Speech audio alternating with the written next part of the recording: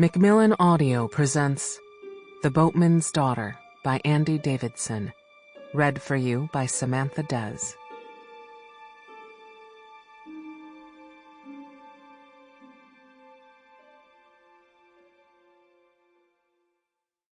What's past is prologue, The Tempest.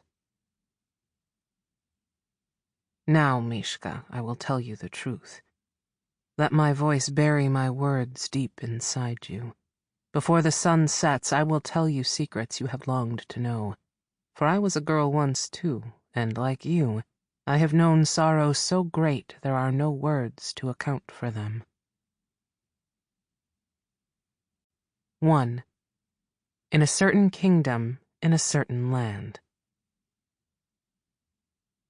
It was after midnight when the boatman and his daughter brought the witch out of Sabbath house and back onto the river. Old Iskra sat astride the John boat's center plank, wearing a headscarf and a man's baggy breeches damp with blood, their iron reek lost to the night-fragrant honeysuckle that bowered the banks of the Prosper. In her lap, a bread bowl, wide and deep and packed with dried eucalyptus sprigs and clods of red earth broken around a small, still form covered by a white pillowcase. The pillowcase, like the old woman's clothes, stained red. They angled off-river at the mouth of a bayou and were soon enclosed by the teeming wall of night.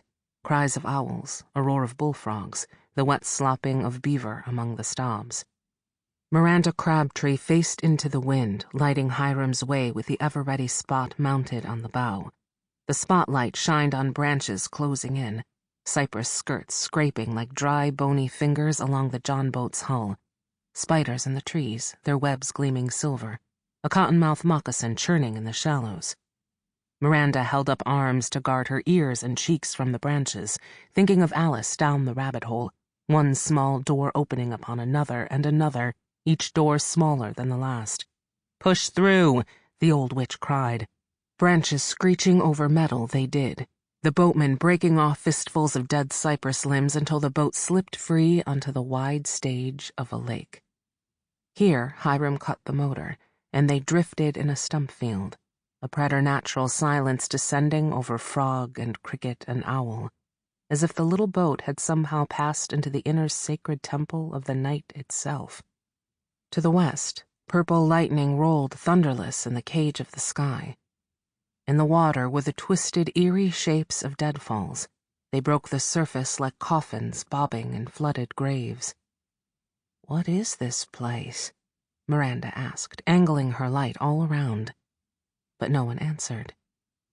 Ahead, a wide muddy bank stretched before a stand of trees, tall and close, and when the boat had nosed to a stop in the silt, the old witch got up with a pop of bones, stepped over the side, and staggered off along the path of the light, bowl in her arms, her shadow long and reaching.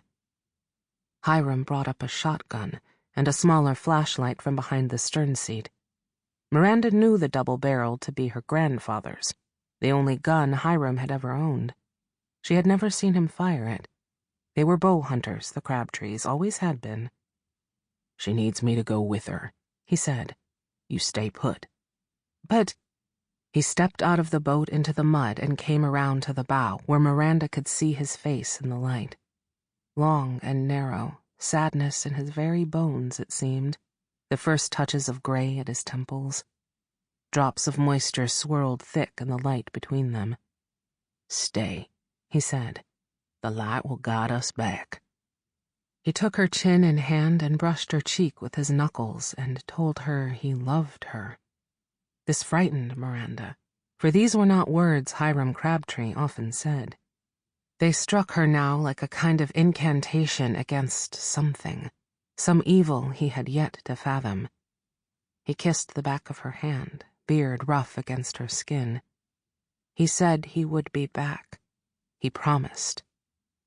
"Leave that light shining," he said, and then he left her, following the witch's humped form into the trees, their deep tracks welling up with water as if the land itself were erasing them. The spring night grew hushed, save for the far-off mutter of the coming storm. Sample complete. Ready to continue?